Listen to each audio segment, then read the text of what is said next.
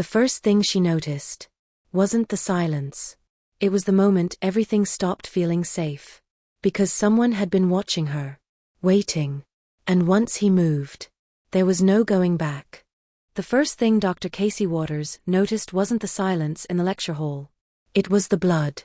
A single thumbprint, smeared wet across Ji-sung Nam's empty desk. She stopped mid-step. The stack of graded midterms slid against her hip, nearly falling. The overhead lights hummed, but the sound felt far away, like it belonged to someone else. Ji-sung's seat was empty, again. But this wasn't the usual absence. This was a message. Her fingers hovered over the mark without touching it. It shone under the lights. Too fresh.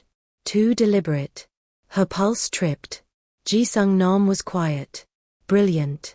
Too observant for a student who pretended not to care. And now, bleeding? The room tilted. She forced herself to breathe. To turn back to her class. To pretend nothing had changed. But something had. She ended the lecture early. By midnight, the campus was dark and hollow. Casey sat alone in her office, the glow of her monitor painting the walls in cold blue light. Files crowded her screen, financial trails, shell companies, names that didn't belong in academic research. Her last document loaded. Offshore accounts. 12 shell corporations. And a name that punched the air out of her lungs. Police Commissioner Randall Holt. That can't be right, she whispered. But it was. The proof sat there, patient and undeniable. A crash tore through the hallway. Casey shot to her feet as papers flew from her desk. Boots pounded closer. Her door shook, once, twice, then blew inward. 4 men in tactical gear flooded the room. Target acquired. Her back hit the bookshelf. Her legs refused to work. Her lungs locked. The gun lifted. Aimed at her chest. Then, metal flashed. The gunman dropped without a sound. Smoke drifted. Light flickered. And in the doorway stood Nam Ji-sung. Not the boy who slept through lectures. A man in black leather. Blood on his knuckles. Eyes empty of mercy. He stepped over the body like it was furniture. "Professor," he said quietly, "you should have stopped digging." Casey couldn't move. Fear and something worse tangled in her chest. He took a knife from the fallen man, wiped it clean with calm, practiced care. Then he looked at her, really looked at her. Not like a student. Not like a stranger. Like a man who had chosen. In that moment, she understood. She wasn't facing a boy who skipped class. She was standing in front of something built for violence. And whatever he was, he had just killed for her. For a moment, no one moved. The room smelled of gunpowder, ink, and copper. The gunman on the floor gave a wet, rattling breath and went still. In the hall, voices barked into radios. Boots thundered, regrouping. Ji-sung didn't look at the body. He only looked at her. "Stay down, Professor," he said, as calmly as if reminding her to take attendance. Casey's voice scraped out. "Ji-sung, what did you just?" He moved toward her, fluid and predatory. Up close, he didn't look like any student she'd ever taught. Jaw sharp, eyes cut from shadow, dried blood at his collar and across his knuckles. His gaze swept her, face, throat, shaking hands. "You're hurt?" he asked. She shook her head. "What is happening?" The hallway erupted again, shouts, metal clattering, a magazine slammed into place. Ji-sung stepped in front of her without thinking, his body a shield. "You dug too deep," he said calmly. They panicked. "Those are police tactical," she whispered. "They're supposed to. They're not here to protect you." He drew a second gun from behind his back like it was nothing. Then he turned to the door. "Wait, Ji-sung." He glanced back. The distracted student was gone. What looked at her now was cold and precise. "Stay behind the desk," he said. "If it's not me, you drop. You can't just." A faint, humorless smile touched his mouth. "Professor, who do you think warned me?" Her pulse slipped. "I didn't." "I've been watching your research," he said. "This was always coming." Gunfire cracked down the hall. Casey flinched. Ji-sung's face went glacial. "Stay down." Then he was gone. Time lost its shape. Casey dropped behind her desk, heart slamming, every sound too loud, shouts, bodies hitting walls, gunfire cutting off with awful finality. Her eyes dragged to her monitor. Commissioner Holt's name still glowed there like an accusation. Offshore accounts. Syndicate links. A pattern only she was supposed to see. Oh God. What have I done? Silence fell all at once. Her breathing roared in her ears. She stayed crouched until a shadow filled the doorway. Professor. His voice. She stood. Ji-sung leaned against the frame, rolling his shoulder. A new cut marked his cheek. Blood darkened his jacket. Come here, he said. Anger cut through the shock. You killed people. In my office. They came to kill you, he replied evenly. Would you rather I let them finish? She hated that he was right. They're police. They're assets. He stepped in, filling the room. Pack what you can carry. 30 seconds. What? More are coming. The first team was a test. They wanted it quiet. His eyes locked on hers. They failed.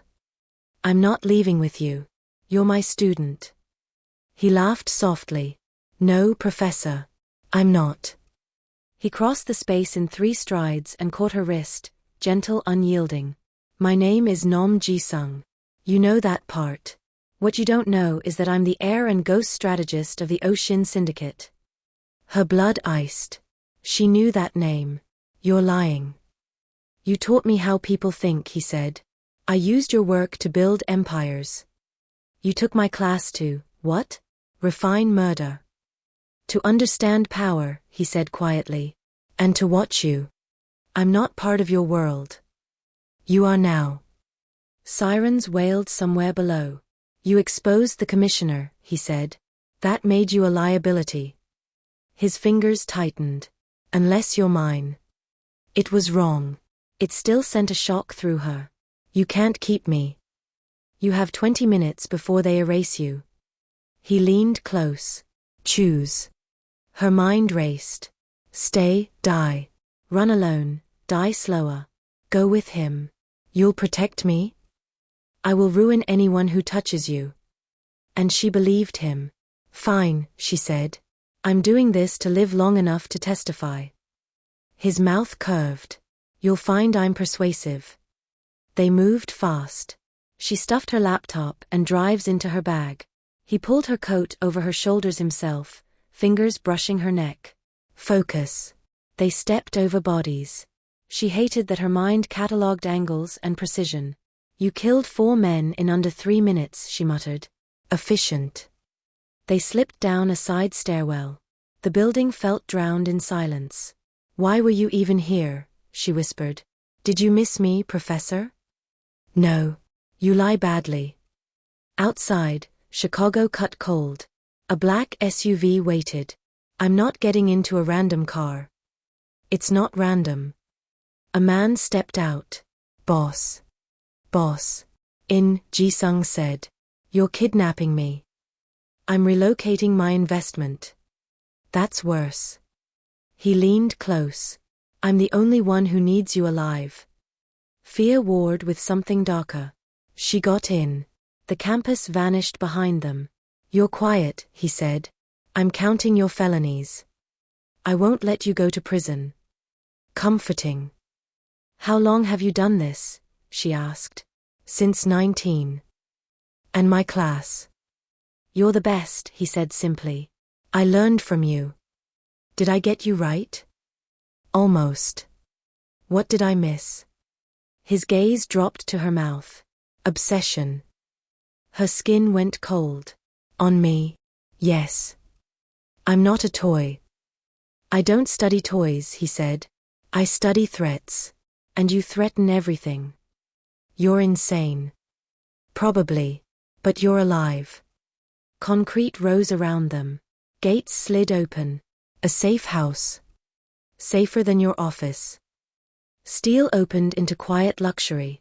A woman bowed. Boss. Mira. Clothes waited. A room.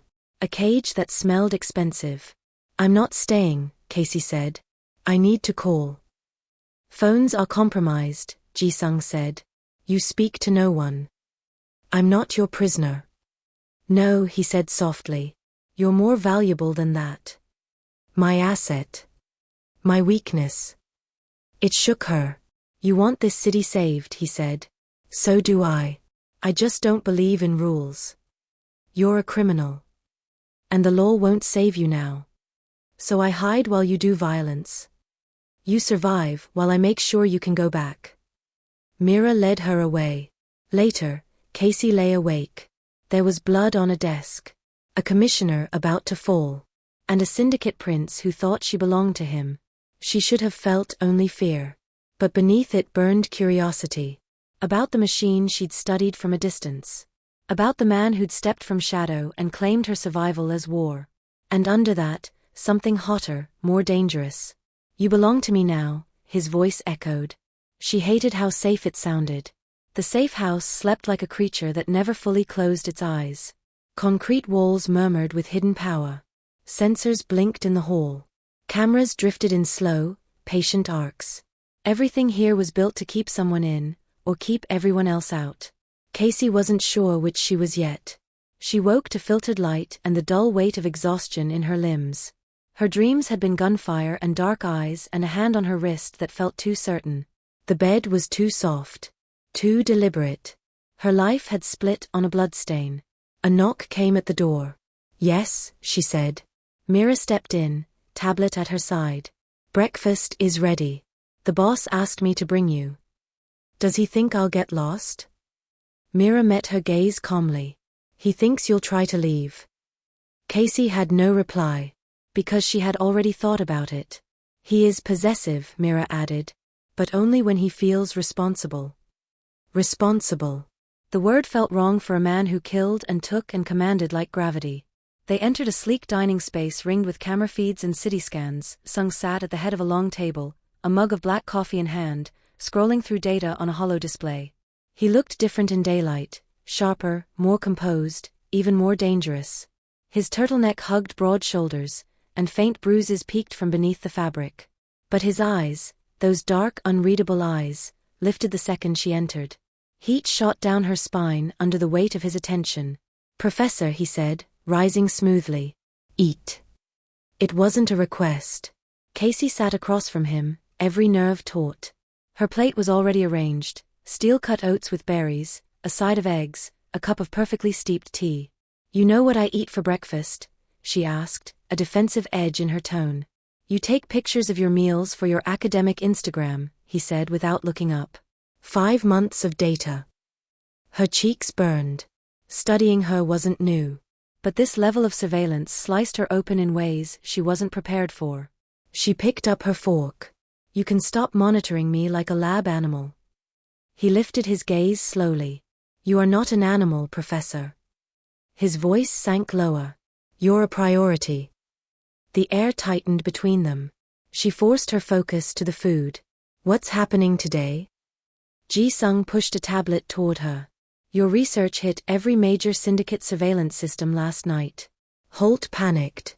In 30 minutes, the pipeline hierarchy initiated a purge protocol. She blinked. A what? He tapped the screen. Every dossier, every recorded interaction you've had with law enforcement, every student connected to your research, they erased everything they could. But you left a digital trail they couldn't predict. Casey's heart dropped. My students. They're safe, he interrupted. You don't look at them the same way you look at your case files. The algorithm was confused. It slowed the purge. Her chest eased a fraction. But, Ji-sung added, sliding another image toward her, they recovered your physical logs from your office. Her throat closed. The pages she had printed and stored in her locked files, Holt's shell accounts, the pipelining networks, the internal flowcharts, burned into her retinas. Meaning, she whispered. His eyes locked onto hers, dark and steady. You're their primary threat. As long as you're alive, they cannot stabilize. The fork slipped from her fingers. Why didn't I see it? Why didn't I realize Holt was, that he was? Ji-sung softened only enough to lean back, studying her through the filtered morning light. Because you think in systems. Not in survival. She glared. That's insulting. And true, he murmured, the corner of his mouth lifting. But I find it appealing. Heat crept up her neck. Stop doing that. Doing what? That. He tilted his head. Staring. Staring like you're deciding whether to kiss me or kill me. A slow, sinfully confident smile curved his lips. I don't have to decide, Professor. Her breath hitched, pulse tripping dangerously. This is inappropriate, she whispered. Then stop reacting to me, he countered softly. She couldn't. And he knew it. After breakfast, Ji-sung led her to a secure room filled with surveillance feeds, tactical layouts, and holographic city grids. This is where you'll work, he said. Where I can see you. She crossed her arms. You're ridiculous. Possessive, he corrected. Not ridiculous. Don't confuse the two. She paced away from him, trying to shake the pull he exerted like gravity. You're not my keeper, she snapped. I'm your shield, he said, moving closer, footsteps silent. And until this ends, you stay within reach. His presence pressed against her back before he even touched her. She felt him, heat, strength, command radiating like a physical force. Do you know how many men touched the doors you walked through last night? He murmured near her ear. How many watched your office? Your routine? How many noticed your silence? She swallowed hard. His breath brushed her neck. I'm not controlling you, Noona. I'm containing a threat. By locking me up? By keeping you alive. She turned to face him, and miscalculated the distance. His chest brushed hers. The contact sent a jolt through her so sharp she almost gasped. He didn't move back. Step away, she said, breathless. You first, he murmured. She held his gaze. She didn't move. Neither did he. The tension stretched, heated, dangerous. And then Mira called from the hall, Boss, we have something. Ji-sung stepped back slowly, eyes lingering on her mouth. Casey dragged in a shaky breath. She hated how much she missed his closeness. In the war room, maps flared with red points. Holt is isolating choke zones, Casey said, mind snapping into focus. Riverfront. South Loop. Little Ashland. Ji-sung watched her like she was a weapon he admired. Explain. She traced the pattern. Ji-sung stepped behind her, close enough that she felt the warmth of his body along her spine. Show me. Her throat tightened, but she pointed to the map. He leaned forward, his chest brushing her shoulder blade as she spoke. You're good, he murmured. She swallowed. I lecture on this. It's not that impressive. No, he said softly. You're brilliant. Heat curled in her stomach. She forced her focus on the lines. If he hits these points first, he destabilizes the underbelly of the city. But it also means, he's afraid. Ji-sung's voice brushed her ear. Good. Let him be afraid. She shivered. Not from cold. He noticed. His hand hovered at her waist, not touching, but close enough that her body reacted like he already was. You're trembling, he murmured. Adrenaline, she lied. Arousal, he corrected, voice sinful. She startled. I'm working. So am I. His fingers ghosted over her hip, featherlight. It was nothing. And everything. Her breath caught. She stepped away quickly, breaking the spell. I need air. You need control, he said, eyes dark with intent. You'll get neither without me.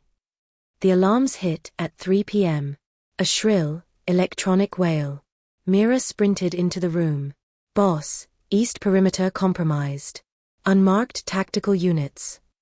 Casey's heart slammed into her ribs. No, how did they find us so fast? Not important, Ji-sung said, grabbing her hand. Move. They ran through the corridors as metal shutters slammed down behind them. Gunfire rattled from somewhere above. Casey stumbled on the stairs, but Ji-sung held her against his body, steadying her with one arm. Stay close, he ordered, voice sharp with command. They reached a steel door. Ji-sung slid a keycard. A secret passage opened, narrow, dim, smelling of dust and cold air. The city's old coal tunnels, he said. We'll move underground. Can they follow? He looked at her with a flash of pure, lethal promise. Not far. They descended into the darkness, flashlights cutting narrow beams through the stale air. Casey's breath shook. The ceiling hung low, pipes rusting above. The floor sloped unevenly. Then, a shadow detached itself from the wall. A hand seized her wrist. She screamed. The attacker yanked her forward, dragging her toward the dark. In the next heartbeat, Ji-sung slammed into the man with enough force to shake dust from the ceiling. The tunnel echoed with grunts and the crunch of bone striking bone. Casey scrambled back as Ji-sung drove the man to the ground. The attacker reached for her ankle. Ji-sung moved faster than thought. He snapped the man's wrist with a vicious twist, then pinned him with a knee to the chest. You touched her, he said softly. The kind of softness that heralded death. Casey froze. Ji-sung, wait. He didn't. With a brutal, efficient motion, he ended it. No hesitation. No remorse. Only possession. Claim. Protection sharpened into something terrifying and intimate. For a moment, the only sound was the echo of her ragged breathing. Ji-sung stood slowly, chest rising and falling with controlled breaths. He turned to her, face shadowed by the tunnel light. Are you hurt? She shook her head, trembling. He stepped forward, cupping her face in both hands. His thumb brushed her cheek, rough and gentle at once. Look at me, he breathed. She did. And in his eyes, she saw not the killer, but the man who had torn apart the dark for her. Her knees weakened. He leaned in, forehead brushing hers, voice raw. Noona. I warned you. If anyone touches you, anyone, I stop being civilized. Her breath hitched. His lips were a breath from hers. She didn't pull away. Didn't want to. Ji-sung, she whispered. His fingers slid to the nape of her neck. Stay alive, he murmured. Stay with me. Their lips brushed. Light. Barely there. A stolen taste. Enough to make her gasp. Enough to make him curse softly under his breath in Korean. But before the kiss deepened, Myra's voice crackled through the earpiece. Boss, perimeter clear. Move to exit point C. He pulled back, jaw tight with restraint. Later, he promised. Her pulse thundered. She followed him deeper into the tunnels, no longer sure if the shaking in her limbs was from fear, or from everything that almost happened in the dark. They emerged through a maintenance grate into the freezing Chicago dusk. Police helicopters swept the skyline. Ji-sung grabbed her hand again, this time with no pretense, no caution, just raw instinct. You stay with me now, he said. She swallowed hard. What happens next?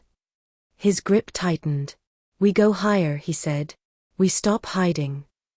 His eyes burned with purpose, and something hungrier. Now, he breathed, we change the city. And as the night swallowed them again, Casey realized with a shuddering breath. She wasn't being protected anymore. She was being claimed. The city looked different from the penthouse. Sharper. Brighter. Exposed. Casey stood at the glass, staring down at the web of streets and light. She could see the pressure points now, money, power, violence, hidden behind glass towers and civic slogans. Chicago had always been a puzzle. Now she knew it was a battlefield. The door unlocked behind her. Ji-sung stepped in, sleeves rolled, bruises shadowing his forearms. He didn't look tired. He looked alive. You're awake, he said softly. Hard to sleep when the city wants you dead. You're safe here. She let out a breath that almost laughed. Safe means something else in your world. He walked closer. She felt him before she heard him, that subtle shift in the air pressure, the heat of his body radiating behind her. Then define it for me, he murmured near her shoulder. Safe. The word snagged in her chest. She turned slowly, lifting her chin. Safe means privacy. Freedom. Choice. Choice. His eyes glinted. You had none last night. Or today. You only had survival. Casey held his gaze. Then I want to make choices now. Ji-sung stepped closer, crowding the tiny space between her and the floor-to-ceiling glass. All right, he said softly. Choose. His nearness made her breath shallow. His scent, clean soap, leather, danger, slid into her lungs, intoxicating and unnervingly grounding. "Start explaining everything," she whispered. "No more half-truths." He nodded once, serious, almost solemn. "Then we go to the war room." He led her through double doors into a room that looked nothing like the industrial safe house. This space was sleek, dark oak floors, recessed LED lighting, a massive desk covered in encrypted tablets, documents, and tactical maps. A high-end espresso machine hissed in the corner. This wasn't a hideout. This was a command center. Casey folded her arms. "This is how you live." "This," he said, pouring 2 cups of coffee, "is where I live when everything goes to hell. Which is more often than you'd think." She took the cup, watching steam curl upward. "Why bring me here?" she asked. "Because here," he said quietly, "you're not in a cage." Her throat tightened. "Then what am I in?" He held her gaze. "A partnership." The words shocked her more than gunfire had. Partnership. The word hit harder than gunfire ever had. "You need my research," she said. "I already have it. I need your mind." A flush rose to her cheeks. Ji-sung circled her slowly, studying her with that intensity that always felt like a hand sliding along her skin. "You see patterns differently," he murmured. "You see motives I can't. You catch fractures in the system that my syndicate overlooks. You were born to dissect crime at a distance." He stopped behind her, voice lowering. "Now you'll dismantle it with me." The words sent a thrill down her spine, fear or desire, all tangled. "I'm an academic," she whispered. "You're a strategist." His breath brushed her neck. "You just needed someone to give you a battlefield." She closed her eyes for a moment, fighting the overwhelming pull of him. "You want me to help you take down Holt and his cabal," she said. "No," he corrected softly. "I want us to take them down together." Something inside her cracked open. For the first time since this nightmare started, she didn't feel like prey. She felt like power. They spent hours mapping out what Holt's network truly was, not a single rogue commissioner, but a lattice of corrupt officials. Casey paced the room, pulling up financial projections, cross-referencing case files, drawing lines across screens with quick, decisive gestures. "The commissioner isn't the architect," she said. "He's the enforcer. The cabal uses him to maintain the pipeline's stability. If he falls alone, someone else replaces him." Ji-sung watched her like a man memorizing scripture. "What do you suggest?" he asked. Casey turned, adrenaline sparking through her veins, her mind in full command. "We destabilize the network," she said. "Not by attacking the top, by undermining its foundation." She approached the table, tapping specific nodes on the hologram. Judicial favoritism. Corporate laundering points disguised as philanthropic investments. Developer kickbacks. Bring those down, and the entire structure collapses. Ji-sung stepped beside her, shoulder brushing hers. "And when it collapses, Holt loses all leverage." "Yes." She looked up at him. "We remove the machine, not just the man operating it." He smiled, slow, proud, devastatingly dark. "You're wasted on academia. Don't insult my profession." "I'm not." His eyes burned. "I'm elevating you beyond it." Heat pooled low in her stomach. His approval, his fascination, felt dangerously addictive. She took a steady breath. "To execute this, we need a black swan event." Ji-sung stilled. "Explain." "A coordinated collapse," she said, stepping closer to the hologram. "A single catastrophic reveal that exposes multiple corrupt actors simultaneously before any of them can cover their tracks." "And who conducts the orchestra?" he asked. She met his gaze. "We do." His breath caught. In that moment, charged, electric, intimate, Casey felt the shift. She wasn't his hostage. She wasn't a protected academic. She was his equal. And he liked it. A lot. Hours later, the strategy was complete. Casey stood at the window again, the city sprawling beneath her like a board waiting for its first move. Ji-sung approached her quietly, the soft pad of his footsteps unmistakable now. "You changed today," he said, his voice low and thoughtful. She didn't turn. "I adapted." "You evolved." His reflection appeared in the glass behind her, Sharp jawline, dark eyes, the barely restrained intensity in every line of his body. And it was beautiful. Her breath hitched. You shouldn't say things like that. Why? Because you're dangerous. So are you. She finally turned. They stood only inches apart now, the space between them charged with every unspoken thing that had simmered since the moment he killed for her. His hand rose, slow, intentional, and his fingers brushed her cheek. She didn't pull away. Last night, he murmured, in the tunnel, when you looked at me, I almost lost every piece of discipline I ever built. Her lips parted. I didn't mean to look at you like that. You did, he whispered.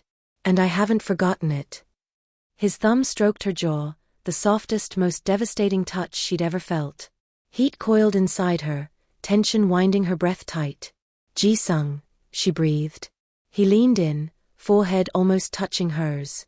I want you, he said, voice rough. She trembled. But not like this. Not when you're afraid. Not when I'm your only option. He exhaled, jaw tightening as he pulled back a fraction. I want you when it's a choice. Her heart slammed painfully against her ribs. I don't know if I can trust you, she whispered. His gaze darkened. Trust is optional. Wanting is not. Her pulse fluttered wildly. His restraint, his refusal to take, was somehow more intoxicating than any touch. He stepped back, breathing hard, as if he'd wrenched himself away. Tomorrow, he said, voice raw, we prepare the gala. Casey swallowed. And tonight. A muscle jumped in his jaw. Tonight, he murmured, I try very, very hard not to go back on my promise. Her breath stuttered. He turned before she could say anything else, heading toward the door. But then he stopped, hand gripping the frame tight enough to whiten his knuckles. Without looking back, he said, voice barely controlled. Noona. If you stay in this room any longer, I will not let you walk out alone. Her entire body flushed hot. He disappeared into the hallway. Casey stood frozen, trembling, breath shallow. Because for the first time since he dragged her from that lecture hall, she didn't want to walk out alone. The next morning, the team gathered in the penthouse war room. Screens glowed with encrypted files. Mira arranged surveillance feeds. Ji-sung stood at the head of the table, radiating command. Casey stepped up beside him, no hesitation this time. She was no longer the professor dragged into a syndicate war. She was the strategist. And Ji-sung's eyes burned with fierce pride as he watched her lay out the plan piece by piece. When the room cleared, leaving only the two of them, Ji-sung exhaled slowly. Tomorrow night, he said quietly, we break their world. She nodded. Tomorrow night they fall. His gaze dipped to her mouth, raw emotion flickering across his face. And after that? He murmured. Her heartbeat quickened. After that, we decide what we become. His breath left him in a quiet, reverent exhale. Professor, he said softly, you have no idea what that means to me. She did. For the first time, she let herself believe what terrified her most. She wasn't simply surviving him. She was choosing him. The gala glittered like a lie. Crystal chandeliers spilled light over marble floors. Silk gowns brushed against tailored suits. Laughter chimed too loud, too polished, too rehearsed. This was Chicago's elite, judges, developers, donors, council members, dressed in wealth and virtue, pretending the city beneath them wasn't rotting. Casey stepped into the ballroom and felt every eye turn. The dress Ji-sung had chosen for her was midnight blue, sleek and deliberate, clinging softly before falling in a clean, elegant line. It wasn't flashy. It was powerful. The kind of dress worn by women who understood rooms like this and bent them quietly to their will. Ji-sung walked beside her, immaculate in black, his presence shifting the air like a pressure change. He didn't touch her, not yet, but she felt him everywhere. At her back. At her side. Watching. You're sure about this? He murmured as they crossed the threshold. Her fingers curled once at her side, grounding herself. They need to see me. They won't take the bait otherwise. His jaw tightened. They'll look at you. She glanced up at him, eyes steady. Let them. A muscle jumped in his cheek. He leaned closer, his voice so low only she could hear. If anyone touches you without permission, he said calmly, this room becomes a crime scene. Heat flickered down her spine, fear and something darker, more thrilling. Then let's make it memorable, she replied. His mouth curved, sharp and dangerous. That's my girl. Commissioner Holt stood near the center of the room, laughing loudly with a cluster of donors. He looked relaxed, confident, untouchable, until he saw her. The color drained from his face in a way that brought a cold satisfaction to Casey's chest. She felt Ji-sung's focus snap razor-sharp the instant Holt's gaze landed on her. Visual confirmed, Myra's voice murmured in her earpiece. All primary targets present. Casey smoothed her expression into polite curiosity and walked straight toward Holt. Commissioner, she said warmly. What a surprise. Holt stiffened, then forced a smile that didn't reach his eyes. Dr. Waters. I heard you'd taken some time off. I did, she replied lightly. I needed perspective. His gaze flicked past her, searching. Nervous. You should be careful wandering into events like this alone. I'm not alone, she said softly. Behind her, Ji-sung shifted, just enough for Holt to notice him. Recognition flashed. Fear followed. Holt swallowed. Who's your date? He asked, voice tight. Ji-sung stepped closer, placing a hand at the small of Casey's back, not possessive, not gentle. Claiming. Nom Ji-sung, he said evenly. I advise you remember it. Holt's lips parted. Casey felt the tremor run through the man beside her. Good. Casey drew Holt toward the balcony. I never meant trouble, she said softly. I thought transparency mattered. You academics don't understand the real world. Then teach me. Behind the scenes, the city ignited. Servers opened. Files dropped. Emails exploded. Money bled into daylight. The screens flickered. Music died. Gasps spread. Holt went gray. What is this? Accountability, Casey said. Chaos erupted. Phones came out. Shouts followed. Security froze, caught between loyalty and survival. Ji-sung stepped forward, his voice cutting through the chaos like a blade. Ladies and gentlemen, he said coolly, this concludes the evening's performance. Holt spun toward him, rage and terror warring on his face. He reached into his jacket. Casey saw it. Ji-sung. The gun cleared the fabric. And Ji-sung moved.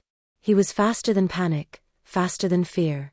His hand closed over Holt's wrist, twisting hard. The gun clattered to the marble floor. Holt screamed. Ji-sung leaned in close, voice calm, lethal. You aimed that at my woman, he said. That was your last mistake.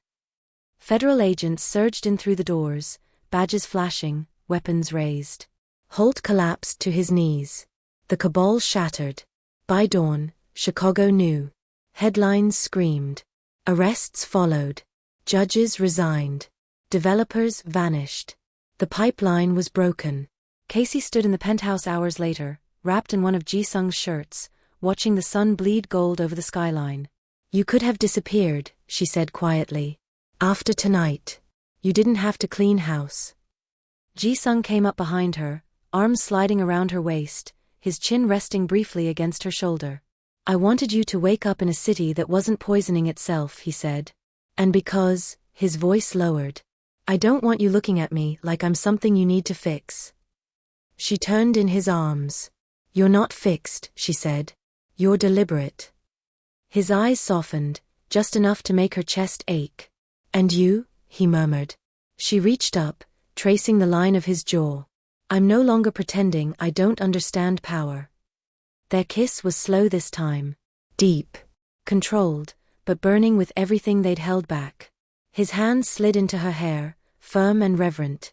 She rose onto her toes, pressing closer, feeling the truth of him, the strength he never hid. He broke the kiss only when breath became a necessity. You chose me, he said quietly. She smiled. You never gave me much of a chance not to. His laugh was soft, real. Later, when the city slept, he carried her, not rushed, not urgent, into the bedroom overlooking the skyline. This time, there were no alarms. No gunshots. No fear. Only heat and trust, and the weight of two dangerous minds finally aligned. He laid her down gently, eyes dark with devotion. "I will never cage you," he said, "but I will never stop protecting you." She reached for him, fingers curling into his shirt. "Then don't," she whispered. "Just stay." He did. And for the first time, the city didn't feel like a battlefield. It felt like a crown. The lecture hall felt different now. Sunlight poured through the tall windows, warming the rows of polished desks. The air buzzed with the low murmur of students settling in, backpacks rustling, notebooks opening. It was the familiar rhythm of Casey's life, the cadence she had once believed defined her entirely. She stood at the podium, composed as ever, navy blazer crisp, voice steady as she lectured on systemic failure and power consolidation. Her students listened closely. Some took frantic notes. Others simply watched her, drawn in by the calm authority she carried so effortlessly. No one here knew how close this room had come to disappearing from her future. No one here knew the cost of truth. The lecture ended to polite applause. Chairs scraped.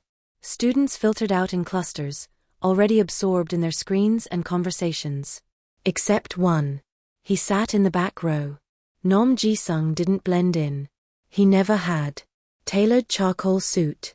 Relaxed posture. Hands folded loosely in his lap like a man with nowhere else to be and nothing left to prove. No notebook. No pretense of being a student. Just watching her. Waiting. Casey pretended not to notice him until the last student slipped through the door and the hall finally emptied. The echo of footsteps faded. Silence settled. She gathered her papers slowly, deliberately. "You know," she said without turning around, "you're going to give the administration the wrong idea if you keep sitting in on my lectures." "I'm a donor," he replied easily. "It's encouraged." She smiled despite herself and turned. Up close, the sharp edges of him had softened, not dulled, never dulled, but refined. His gaze was still intense, still watchful, but there was warmth there now. Pride. Devotion. Something that steadied instead of consumed. He rose and approached the lectern, stopping just close enough to remind her that the line between them had been redrawn by choice, not circumstance. "You were brilliant," he said quietly. "As always." She lifted a brow. Flattery. Observation. She set her notes down and crossed her arms, studying him. "You know, a few months ago, you were using my class to sharpen criminal strategy. And now," he said, eyes dark with amusement, "I fund your department's research on institutional accountability." She laughed softly. "Redemption arc?" "Evolution," he corrected. "You taught me the difference." Her chest tightened at that. They stood there for a moment, the past humming quietly between them, the bloodstain on the desk, the tunnels, the gala, the night the city exhaled and changed course. "You're staying in Chicago," she said. It wasn't a question. "Yes," he said simply. "There's work to do. Legitimate work." "And when the shadows call?" His gaze never wavered. "I answer them so you don't have to." She stepped closer, resting her hand against his chest, feeling the steady beat beneath her palm. "You don't belong to the dark alone anymore." A corner of his mouth curved. "Neither do you."